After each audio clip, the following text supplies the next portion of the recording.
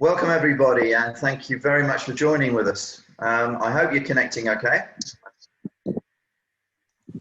There's a few smiles going on, which is, I don't know what day is it today, Malcolm? Is it Wednesday or Thursday or Friday? It's Thursday all day today. It's Thursday today. I can see Karen. Hi, Karen. Hi, Hannah.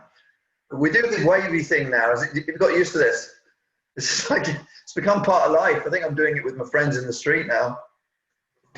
The waves. There's a few folk coming through, so we'll get started in about a minute's time. Usually we start at about 3 minutes past. If you see any names that you recognise and you'd like to say hello to them, do feel free to switch on your audio, your camera, and say hi to people. If you wish to stay muted, absolutely no problem. But welcome on this rainy day. I'm in the Midlands. Malcolm, where are you today? Are you Cheshire? Sorry? No, we're in Cheshire, just outside Manchester, with the biggest rate of COVID in the UK. Oh my gosh! Oh my gosh! Is anybody in the sunshine? Do drop a word in chat or a verbal if you are anywhere in the sunshine. We had somebody from Australia on the last one. That was rather envious. Oh, Salisbury, it's raining. Oh, thank you for that piece of news. It's raining in Salisbury.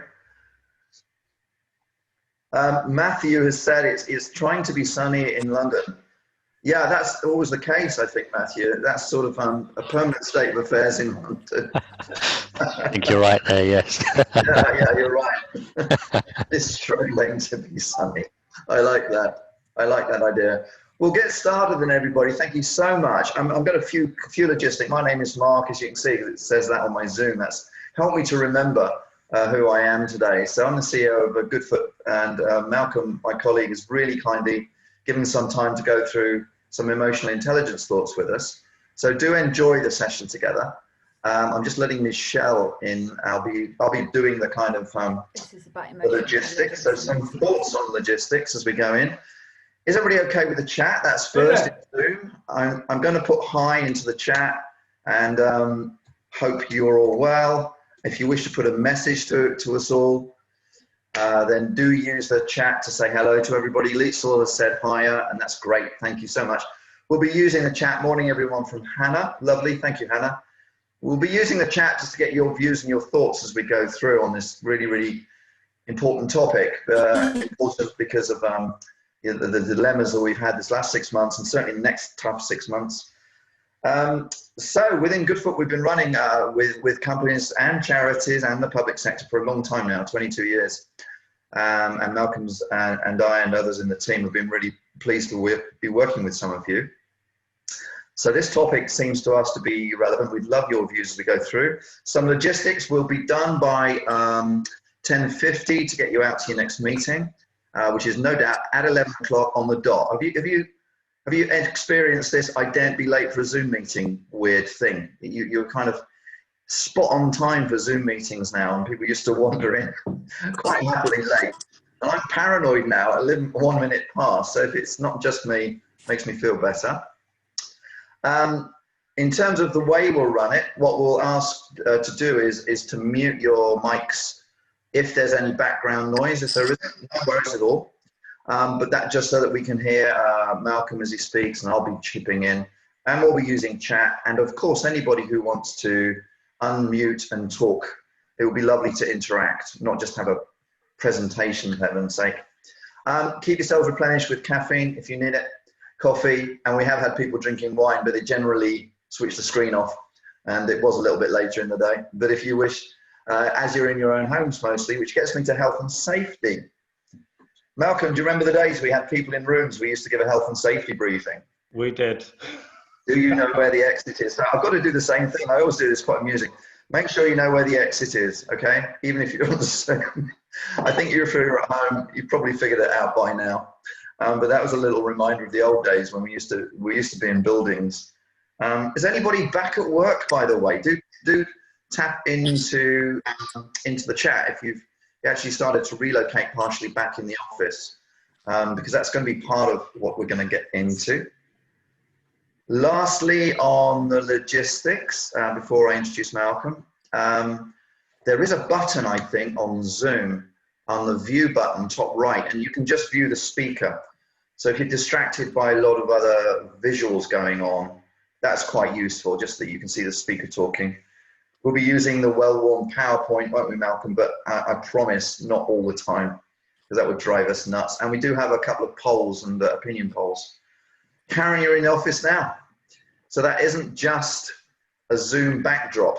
That's real. Fantastic. So off we go. So I've introduced myself briefly. I'm really privileged to working with Malcolm. Malcolm's worked with a lot of companies in this arena over quite a long time, Malcolm, I think. I'm flattering you by your experience and not commenting on your age, if that's all right. Well, so I'm going to introduce, I'll hand over to you to introduce yourself. I'll run to the slides, then we'll get moving, get going, and get folk chatting on this topic as we go through. So Malcolm, over to you. Hi. Right, thanks, Mark. You're going to share the screen and... Yeah. You've got to tell me whether this is working, Malcolm, because I can hear you. So, well, we go to the next one straight away, and then that's one of my embarrassing photographs now. It just shows how well I haven't worn during lockdown. We've got a game of spot the difference, but you'll see that most of my background is retail, Safeway in a big HR role, Tesco. Right. Group, and then at the University of Surrey as industrial fellow for a number of years, where I attempted and failed to persuade the academics that they needed to be putting other things in their courses than that which was there to make people more oven ready, or graduates more oven ready for the marketplace. So that's my background, and I've been working as a consultant over about the last 12 years or so, going into different organizations. And today is talking about emotional intelligence. And to be honest, it's something that I think when I was within Safeway I used, but it wasn't necessarily something which had all the definitions and badges and so on with it. And the guru of emotional intelligence is a chap called Daniel Goleman. You'll see up there. And in broad terms, it's the cluster of abilities that allow us to recognize and regulate emotions in ourselves and others. And he talked about 5 key competencies, and I'm just going to give a quick definition for each, and then we can have a little bit of a chat around some of these things. And there isn't any mistake that he put self-awareness first. So he talked about self-awareness. And that was the ability to recognize our own moods, and obviously how those impacted upon others. Our ability to manage our confidence levels, and also the ability to accurately self-reflect, so that we actually do something, and then afterwards, what went well, what went badly, what could I do differently, and so on. So that's the bit that quite often is missing, because people move to the next part of their role. And as you know later Malcolm, a question on that one, because what strikes me is within the COVID crisis and the massive changes we've gone through, do you think that from your experience, self-awareness has increased or decreased in people? I think people are more aware of the situation they're in and how it's impacting on them, how it's impacting on their emotions. I think they're also aware of where they're being effective and not being effective. And I know a lot of people like working at home, a lot of people don't. Self-regulation, and I mean, this is a little bit, and we know it just in broad terms.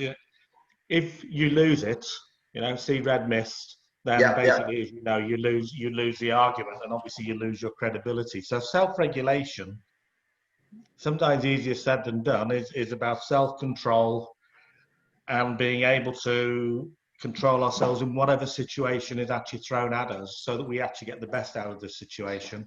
And then underlying that clearly is something, self-motivation, which, whilst it's one of the Goleman competencies, you would expect any of your people to be able to have some inner drive to get things done. So a quick thought on that, Malcolm. Sorry to butt in, but a quick thought. It strikes me that they're in a kind of a hierarchy, aren't they? We can't regulate ourselves. unless we are aware of ourselves. That's right. And That's we right. can't motivate ourselves unless we're in control, unless we're regulating. So when it comes to managers within the companies we all work with, self-awareness is probably one of the key things, certainly within this crisis times that we've got, one of the key things to ensure that they've got. Otherwise, we won't be able to regulate or motivate. Would that be right? Absolutely, and that's why he puts that at the top of that list. So that self-awareness is the starting point. And one of the things he also says is you need to be self-aware, but you also need to know who you can talk to, whose opinions you trust, who will give you a realistic assessment of who you are, and what your impact is. So that will move us then to the social side, I guess. We've got to be aware of others as much as of ourselves. Well, absolutely, because once we do the self-awareness side, which is our internal, we've then got to look at how we can use those skills externally. Right. So social awareness, which is on two fronts. One is about having empathy with others, and we have that empathy. But the other is about having organizational awareness. So we are aware of what's going on in our organization, where the politics are, what's working, what isn't working, how we can optimize our opportunities within whatever culture we actually work in. Right. And finally, social skill, which that's much more down to sort of the individual. So we can manage relationships, we can manage networks, we're able to find common ground. Okay. And we're able to build rapport. So it's quite broad ranging in terms of what it's aiming to do. I mean, the question I was going to ask, and maybe people want to put something up on chat, is, it's entirely up to you. I don't want to stress anybody at this stage on an emotional course, but if you want to put, which of those have you seen done badly? I tell you what, Malcolm, because I think that's a fantastic question. Which one of those have you seen done badly? And I think it's a really good, if you pop into chat, and bear in mind, we don't wish to talk about your current organizations or people you know. This is generally speaking. So which of those 5 have you seen? And I recognize absolute, Malcolm, and I've probably been guilty of doing some of those badly. I've definitely been low self-awareness on some occasions. Definitely, I think. I hope I'm getting better at it. Let's have a quick look at the chat and see what folk are saying. Hannah, thank you so much. C19 has increased some domains, but decreased other domains of EI. I'd love to get more information on that. I think that's really, really smart, actually. Really smart point. The crisis that we're in, I call it a crisis because it's an incredible strain of stress on folk. Self-awareness and social skill from Kay Maureen, and self-awareness from Karen. Kay Maureen, I hope I've said your name right. It's a beautiful spelling. I've not seen that before. Matthew, self-regulation. Matthew the same. I think managing ourselves is something very, very fundamental, as Malcolm said. Okay, I think another one there about, I have to be honest, it goes back to when I first started running the business. Yeah. I had some issues with self-regulation, primarily because it was my mortgage that was at stake. Yeah. And others weren't necessarily doing what I felt they should do. And I'd recruit them for, but then actually, once you start to self-reflect, you say, well, actually, where's the problem? And actually, the problem was actually with me. I wasn't actually managing them properly. I wasn't coaching them. Yeah. And I wasn't actually moving them forward. And once I realised that, I then actually started to make some progress. Okay. So I've got a comment there, Malcolm, from Liesl. And Liesl, I hope I've said your name right again. But anybody's name wrong, do correct me immediately, please do. And Hannah's just agreed with Liesl that believe personal abilities to be generally lacking in a corporate environment. And that leads me, Malcolm, to a quick survey to give folk, which I'm going to launch now, if that's okay. I phrased this survey because I don't want to pick out your organization or people that you know, but so I phrased it, haven't we, Malcolm, as generally in the UK. So we're aware it's from our personal experience. And as Hannah is saying, that the focus isn't, and it actually does need to be, doesn't it, Hannah, at this time, to get the focus on relationships, not on the assets of the business, because it's the relationships which are the fundamental reason why commerce is working. Let me launch this poll. Pay attention. And everybody now has got, I hope you've got on your screens Nothing at all. a quick Monday question. to Tuesday, I had to just play gospel. I can hear somebody, I'm just going to go back and I can hear somebody's mic coming through. So if your mic is on, if you could just mute it, that would be really kind. But I hope everybody, I've got 2 people, 3 have answered the poll at the moment. I've phrased the question as sensitively as I can. In your experience, organizations generally, is low-level EI not an issue or a critical issue, a serious issue? It'd be lovely to find your views. I'm going to give it another minute or so. 9, 10 folk have responded. Thank you so much. And I'm just to let everybody know, I'm just admitting somebody called Bree back into the room from another location. So I'm going to give it another few seconds. Okay, that's the polling done. Now this is going to be interesting. I'd like to do a poll, everybody, on what you think the poll results are going to be. That would be really good. I wouldn't be that cruel, but let's have a look. And I'm surprised. So there's the results for you all. So in your experience and the experience of us as a group on this poll today, there's about 20 of us. We're pretty well feeling, half of us are feeling it's a significant issue. I thought it would be a serious issue mostly rather than significant.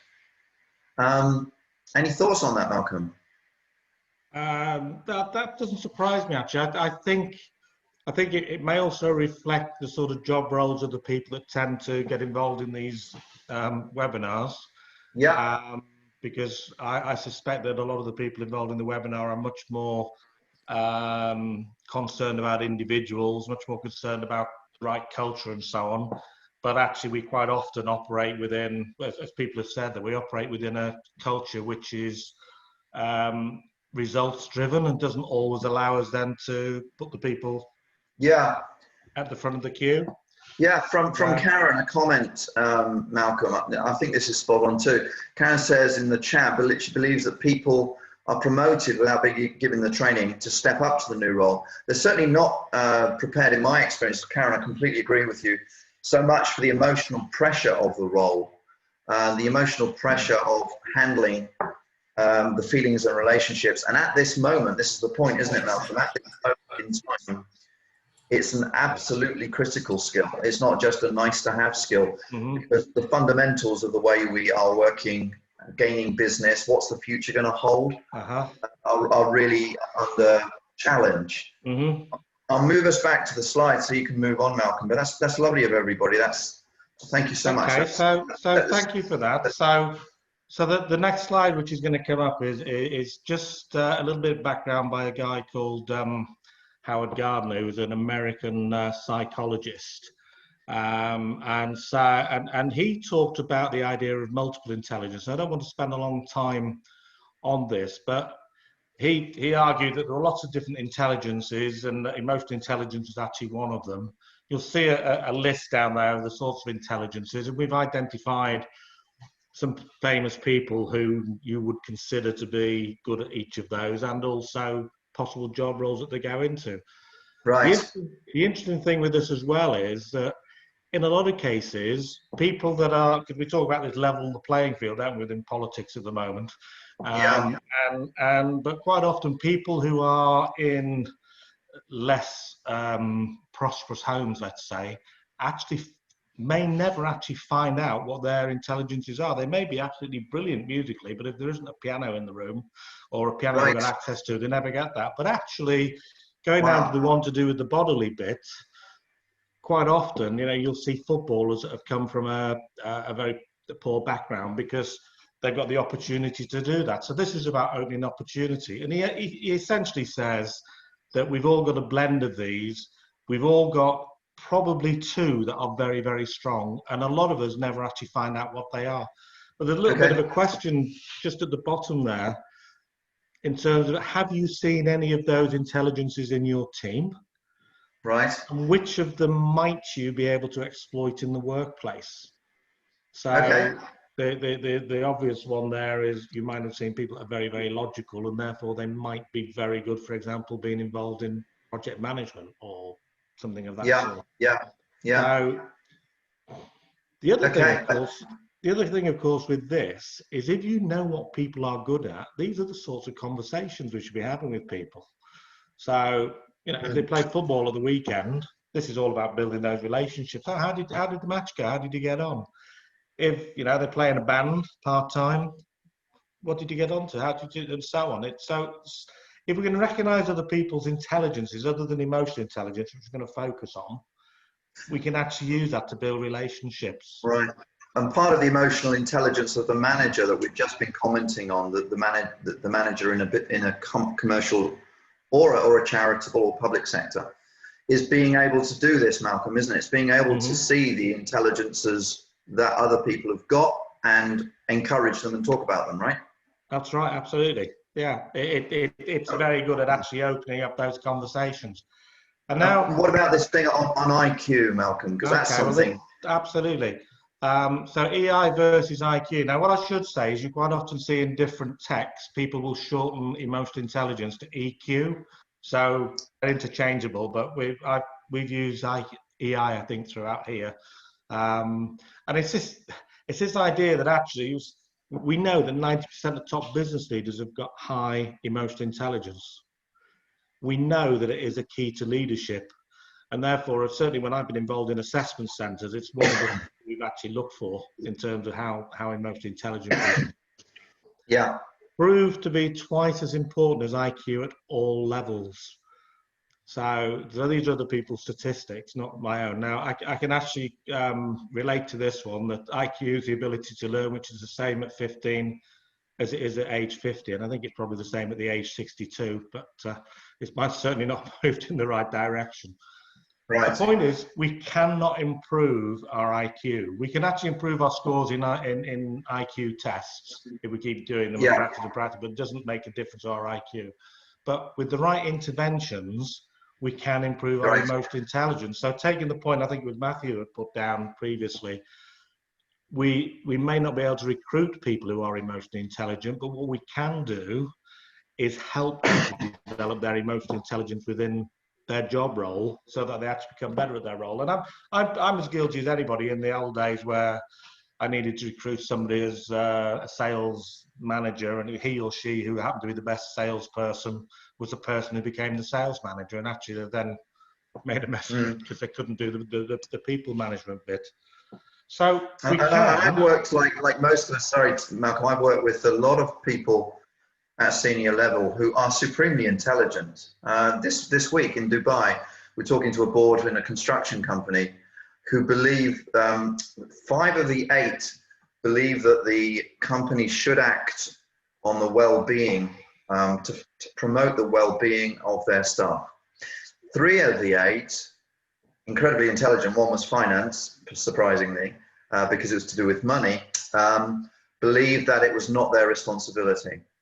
And it was very interesting how 5 are displaying an emotional intelligence, but to get to certain roles, you have to have quite low emotional intelligence to be vociferous and ambitious enough to actually get the role.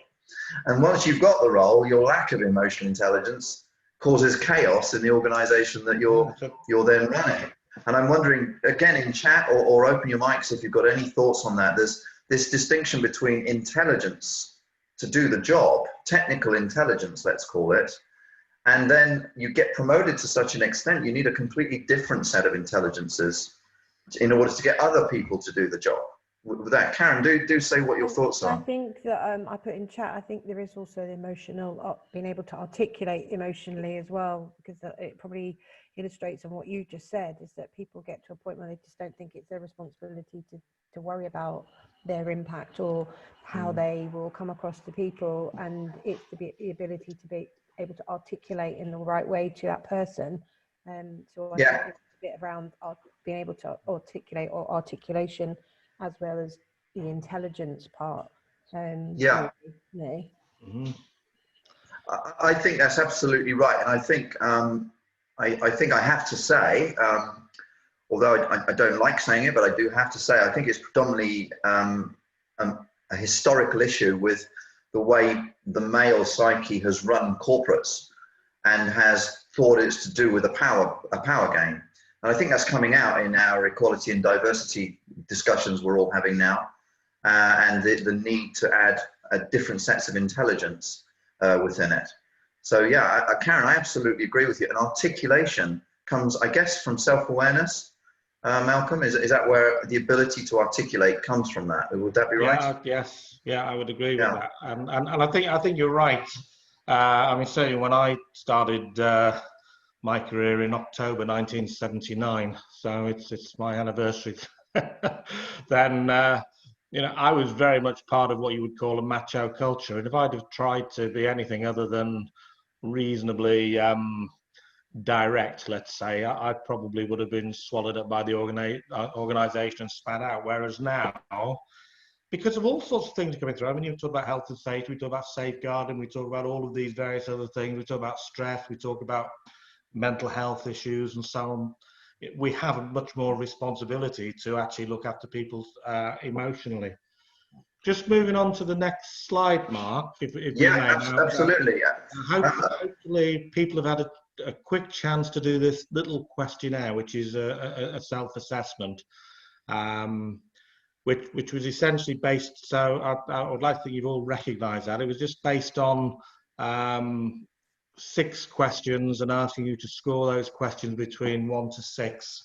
If you haven't, I'll run through them very, very quickly and you can give yourself a quick score, but you may want to revisit something. So I'm very aware of both my positive and negative emotions and can use them constructively to help me through life.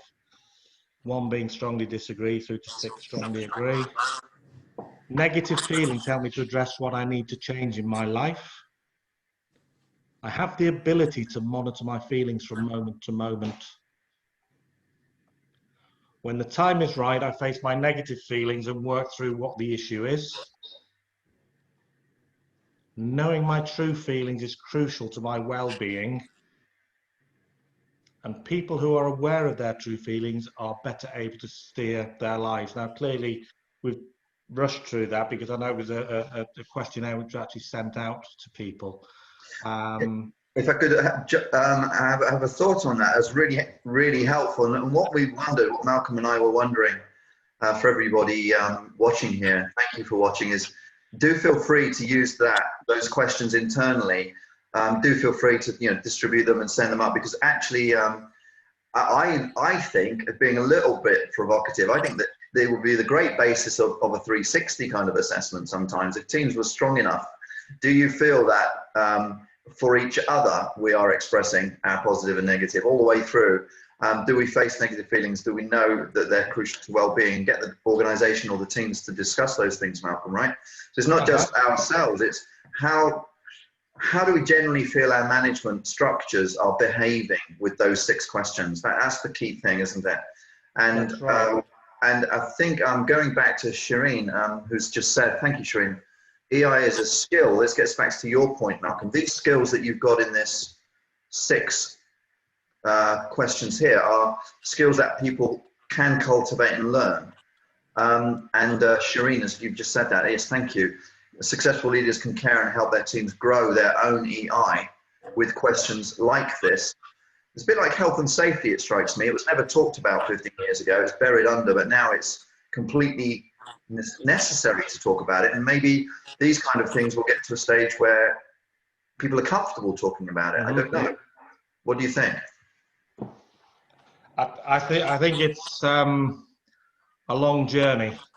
And I think certainly going back to my days in HR, when I was HR director in a very macho type environment, there were times when I certainly felt that I was the lone voice around the table, as it were.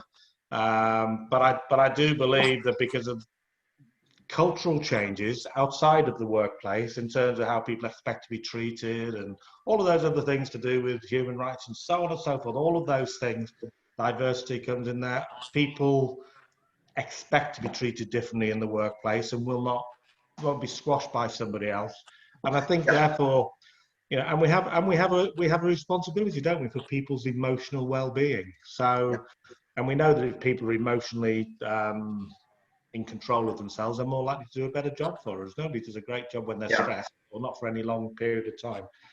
Going on to the next slide, Mark, if I may. Yeah, sure, absolutely. So I'm doing well, Malcolm, aren't I, with managing this kind of the logistics of the slides. You're the most highly paid I'm the best slide operator I've ever had working for me. Thank you so much.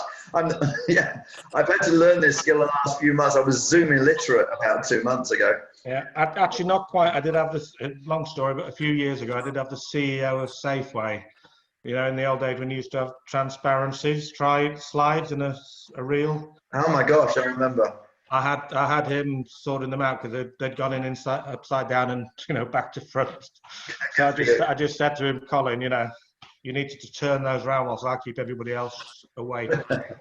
Now, all we've been able to, we talked about 5 competencies earlier on in terms of Goldman, and obviously if you were to get involved with Goodfoot in any sort of emotional intelligence training of your people, we would be looking at all of the competencies. So we haven't really got a great deal of time today. So we just picked self-awareness being the most important one.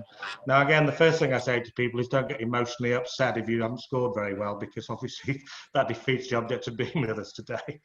But this is based upon the population as a whole, and at a time when they've been given more time maybe to fill it in. So don't worry. So the top quartile, 31 or above, is seen as a definite strength. 26 to 30 needs some development. 25 or below needs substantial development. What we would do if we were working with you is to look at what we could do.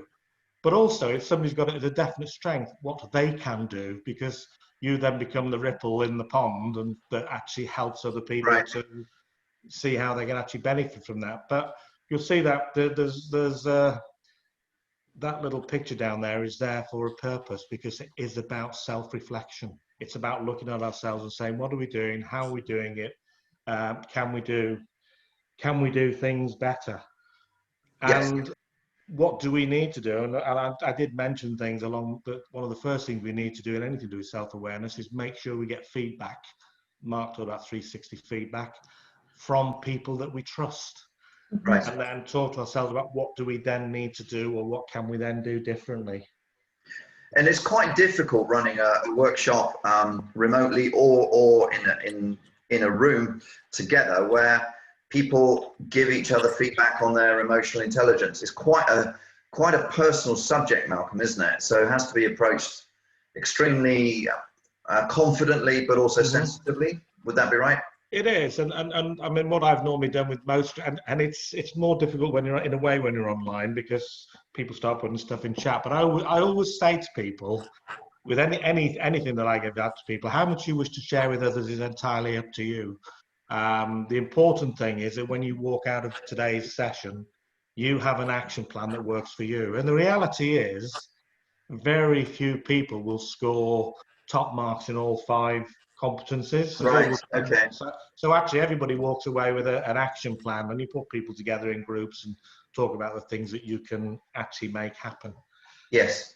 What I want to just move on to, and I'm conscious of the time here, is something called liminality.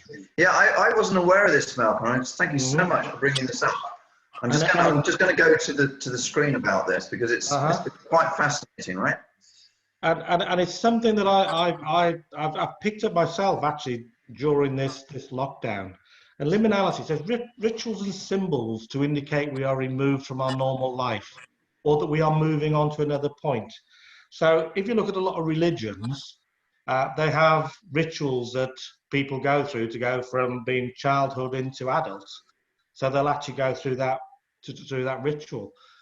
People that go down the aisle and get married, that's a ritual which says that we're moving somewhere else. New Year's resolutions are a ritual because we're moving into a new phase and so on. But from our point of view, I just want to talk about this in terms of what's been happening, where we've actually taken people from the office and sent them home. Now, we know that we are 85% creatures of habit. 85% of the things we do, we're likely to do every day in terms of how we get dressed, what we drink, and so on and so forth. So as soon as you take away that habit or that opportunity to do things in the same way, people are separated from the norm. When they're doing the normal things, so that I'm turning up at the office, I come in, I get a cuppa, I sit down, I turn my laptop on, I do this, I talk to Mary about A, B, and C. Once we take people away from that, it has an emotional impact, and therefore, that's the first phase. Then we go into a phase of, well, I don't want you to work from home, and I'm sent home, and I think, well, what am I going to do? How am I going to do it? But then eventually, people start they test new ways of things, and some things work and some things don't work. And then eventually we move through to, so that's liminal stage. We then move through to the post-liminal stage, where the world is great again.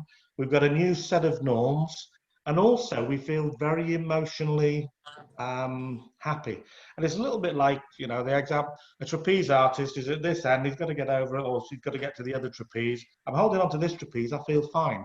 Everything's okay. Then suddenly, at some stage, I've got to let go of that trapeze, and I'm in midair. And I'm not actually quite sure I'm going to get to catch the other trapeze. But when I do, I've gone through and I feel okay. So we go through a pre-liminal stage, when before we have to do it, you're telling me I'm going to move, then a liminal stage, then everything's okay.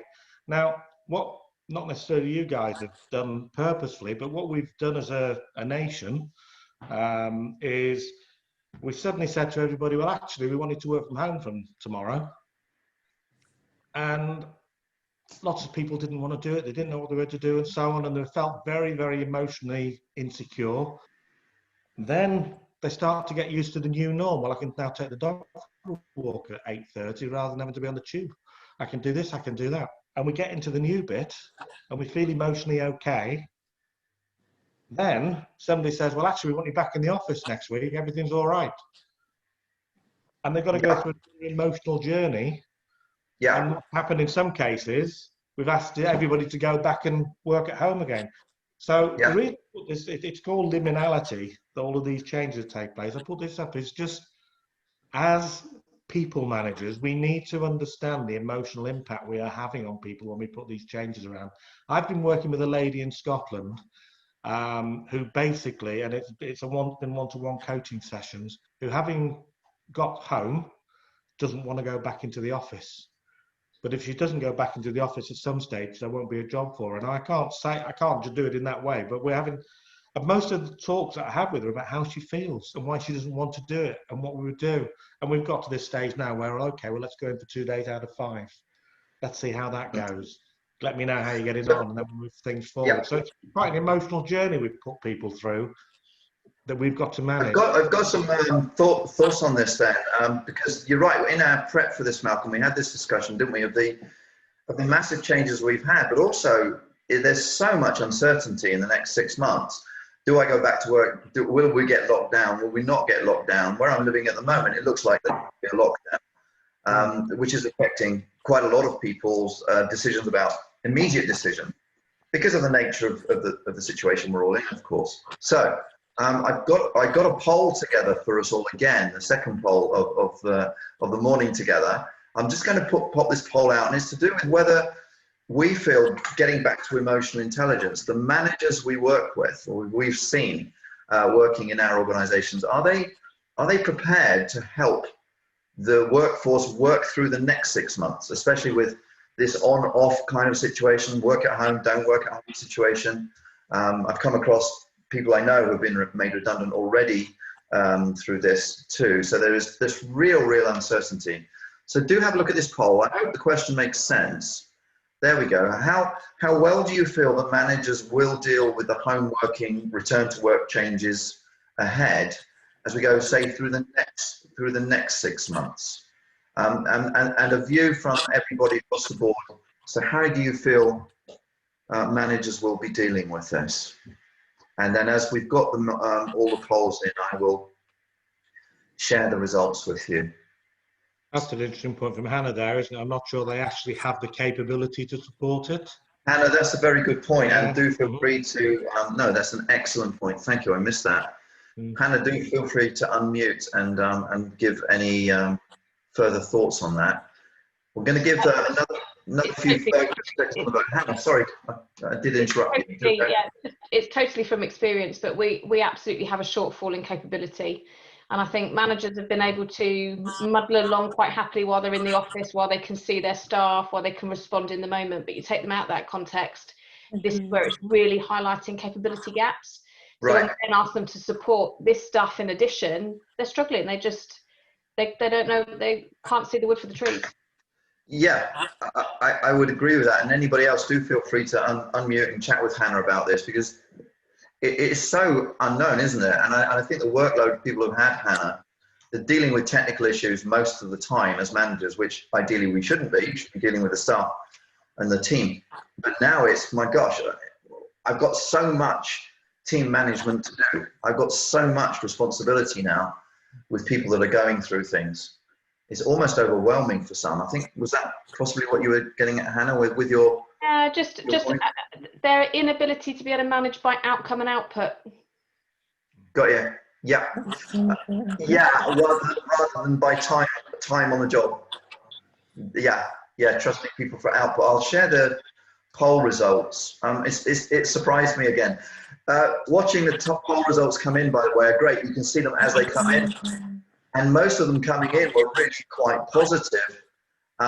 But then we ended up with this at the end. So just in a quick group between us, as you can see, any thoughts there, anybody, Hannah or Malcolm or anybody else who wants to unmute? I can't see it on the screen, Mark. It's me then. I'll press the right button. There you go. Is that all right? Help me to do that. So sorry, guys. So there are the results. And anybody unmuted, Hannah or Malcolm or anybody else who wishes to comment, please do. Yeah, I think a lot of people, there's very good points there. We're in unprecedented times, as we don't know where. Most people like to know what the end game is, when something's going to finish. And because we haven't got that, that also impacts on things. We can't give people certainty. So I can't think somebody will actually be back in the office as from now and everything's going to be okay, because I can't say that because there's so much that's out of my control. But just in terms of how badly things have been handled, my wife was made redundant. No, I'm not saying that was bad. My wife was made redundant as a result of the COVID thing, and she was invited into the office. And for the first half an hour, the managers just basically talked about how this particular pandemic had stopped him having his holiday in Italy. So they then rebooked to go to France, and then they couldn't get to France, so they booked to go to Wales, and then eventually not been able to go to Wales. And so after half an hour, my wife said to him, well, just cut to the chase and tell me what I'm here for. And then they eventually got to the fact, well, actually, very sorry, we would have made you redundant. Now, because of the sort of that's unbelievable, isn't it?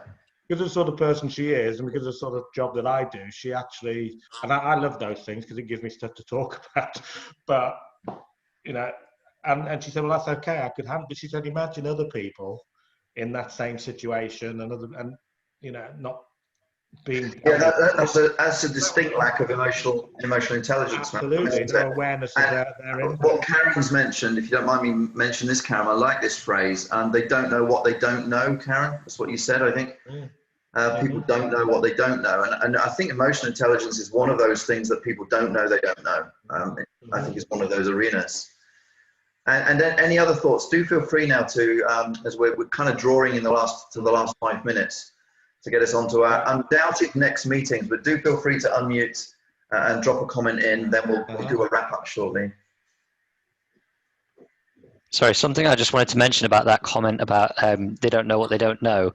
That's really, really valid for a lot of this emotional intelligence, these things we're talking about now, because, and I personally, I am an example of this, because the reason I'm learning so much about emotional intelligence now is because it was flagged to me that my emotional intelligence isn't where it potentially needs to be. And so, and I'm now becoming more and more responsible for people where emotional intelligence of others is very important in this.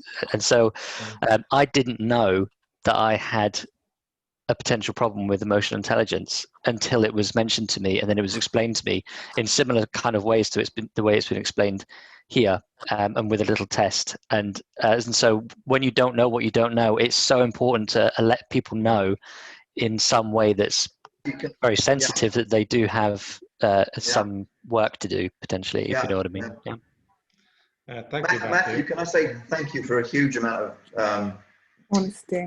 courage in saying that, actually, and I really appreciate it. My colleague John, who's like you, Matthew, is very able just to be very is an ex who burnt out, who runs well-being. He's now a mindfulness and well-being PhD guy, but he said exactly the same as you, Matthew. He was just unaware piece of knowledge. So he was a bright guy, and then had to relearn. And now everything is going in a completely different direction because of learning a whole batch of skills. I found working with engineers most of my life that you have to explain them as a new batch of skills, not get people to feel personally criticized, but it's just a psychological skill set. You know, this is not like an engineering skill set, and then people begin to pick it up.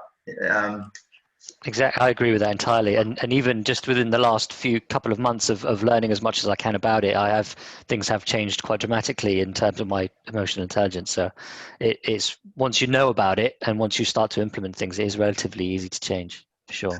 Matthew, when we run this session again, would you be a guest for an interview? That would be absolutely wonderful. But I think somebody who's kind of been on that journey, it's really helpful for others to hear. Absolutely, of course, yeah. I think it's a very courageous thing, and a couple of people said great honesty.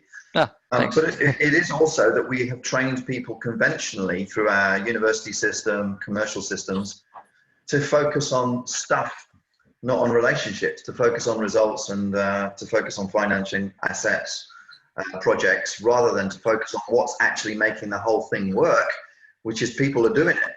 That's the thing, isn't it? Any other thoughts? I think in the last couple of minutes, do feel free to put them in chat. We've unfortunately lost Hannah. I think she's gone off. So I've just thanked her for being part of the party. That's very kind. Yes, thank you. So, but just a couple more slides, Mark, which probably brings everything together, which is the next one here. And this is something that I think is a great phrase. Managers are the emotional thermostat for their team. So they are the people who are the best regulators of the emotions within their own team. And it's that old adage that behavior breeds behavior. If managers are seen to be in self-control, if managers are managing their emotions, if they're not getting themselves stressed and so on, then actually their team are more likely to follow that same path. And I guess what we've focused on today is some of the behaviors which can help managers to be better emotional thermostats. We talk about things about the manager being in the constructive zone. And it's all the same stuff with leadership, about asking the right questions, listening to people, giving people time, motivating people, giving them feedback and so on. Yeah. Absolutely. So I didn't realize until you explained it to me, Malcolm, that I love the word regulators.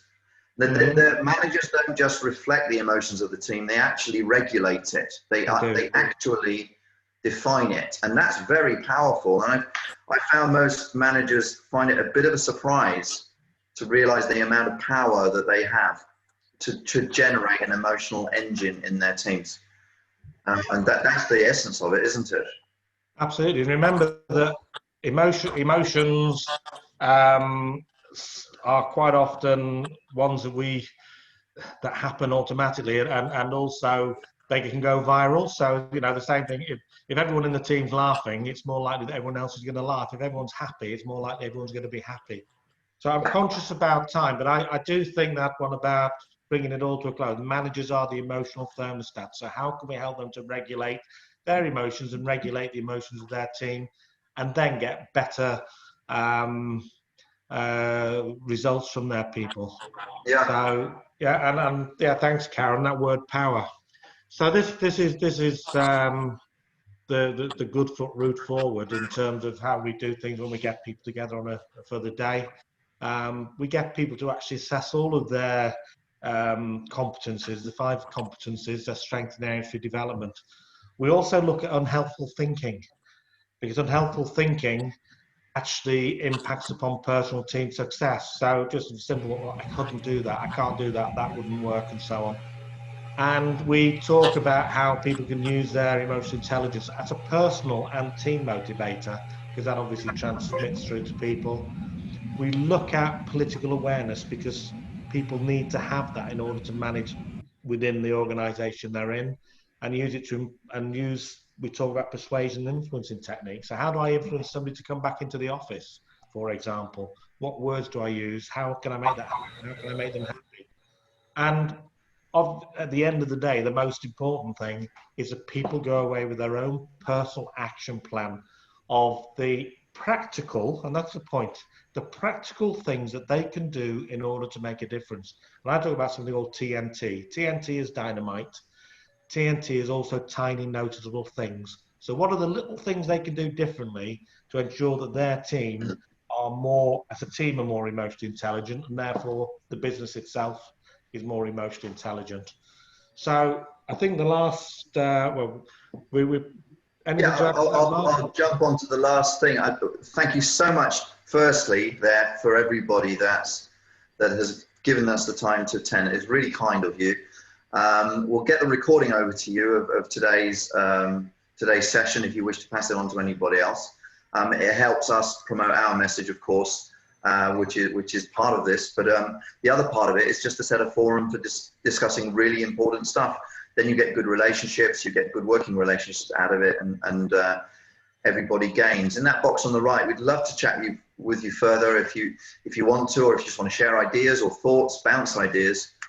We'd love to do that, so we can chat with you about things that you'd like to achieve and give ideas from other places that we're working, or just to share ideas and pinch ideas one from another.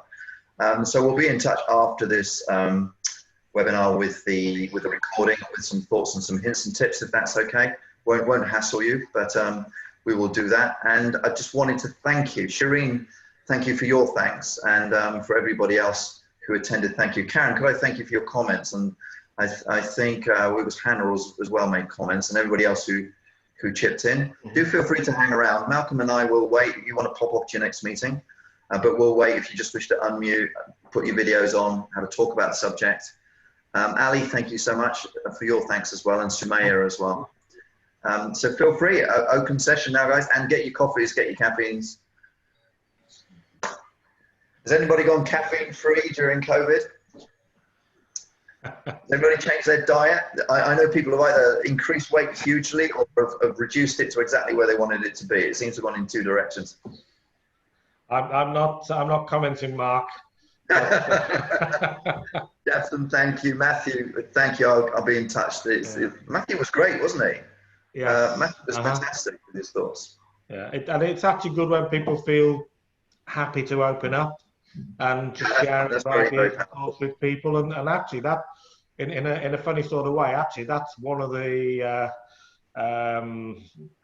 tactics of being emotionally intelligent, being prepared to open up with people at the right time and share information with people, knowing that isn't going to be challenged or ridiculed in any way, because you've got a self-confidence that you can actually do that. So that was really good. So and some great comments coming through as well, which was useful. So I think it was I personally think it's a really critical subject in the next. I've got this ominous feeling, I don't know if anybody else wants to chip in on this one, and I'm not being negative. I think it's going to be really hard for the next 6 months, and I think it's because we kind of thought we were getting through it and out of it. We got home working, as you said, Malcolm. I don't know what the word was you used for those social habits, but we got kind of settled. Then it was back to work. I was talking to a legal firm. 80% of the solicitors, the lawyers there, do not want to return to work. 80% is just huge, and that's a massive, massive social challenge. But we have more sadnesses, illnesses and deaths coming. We have more vulnerability of our own loved ones. We have lockdowns, we have winter, it's closing down. We can't travel. And I think psychologically, I was working with the International Baccalaureate. There's a very smart lady there. She's absolutely fantastically very bright. And she said, right at the beginning, we're going to have PTSD issues in our workforce when this is done. You know, people who come back to work will show symptoms of PTSD. I thought, wow, that's a bit speculative. Yeah, Livia is her name. Very, very, very smart person. And I think she's possibly right, but it's something I'm very concerned about. Karen, I would love to chat to you soon, but thank you very, very much for your time. Yeah, thank you. Thank you, Karen. Yeah. So Bree, your mic is off. Feel free to chip in. And Karen Maureen, thanks again for popping in.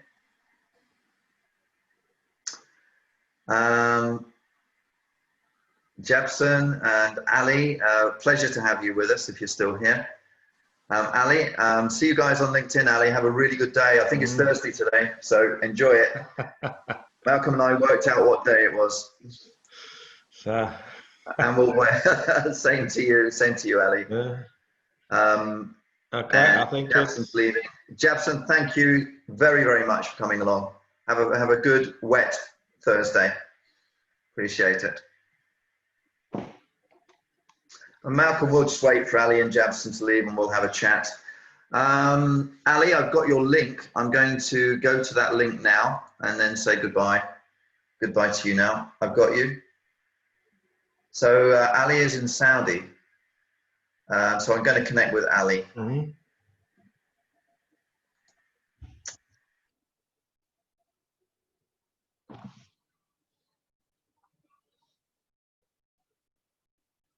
Okay. Yeah, thanks, Ali.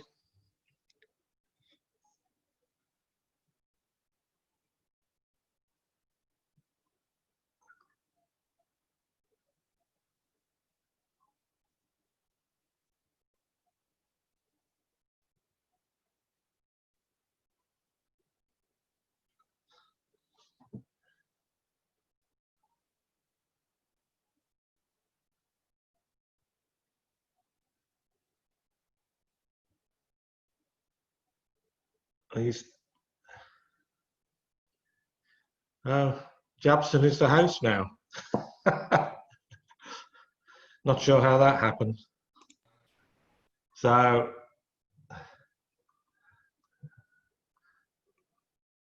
Jepson talking, but I can't.